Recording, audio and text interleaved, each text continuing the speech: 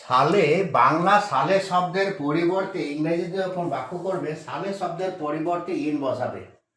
আবার এটা হয় সালের আগে ইন বসে, কিন্তু এইভাবে বাক্যের মধ্যে আমরা এগুলা পাই না, কিন্তু সালে শব্দটা বাক্যের মধ্যে পাই। এই শব্দটাকে আমরা বাক্যের মধ্যে পাই, তাহলে এটা মনে রাখতে আমাদের অসুবিধা কোথায়? বলেছে সে এখানে বলে যেমন 1997 সালে, কিন্তু এরকম লেখা থাকে না 1997 সালের আগে ইন বসে, এরকম লেখা থাকে না। বাক্যের মাধ্যমে সেটা বুঝতে পারবে, যেমন লেখা আছে 1997 সালে। এবার এটা ধরে একটা বাক্য দেখো, সে 1997 সালে বিএ পাস করেছিল। তাহলে কি হচ্ছে, দেখো দেখো সালে লেখা আছে, এই কথাটা তো লেখা নেই। তাহলে সালে শব্দের অর্থে আমি কিন্তু এখানে ইন বসাবো।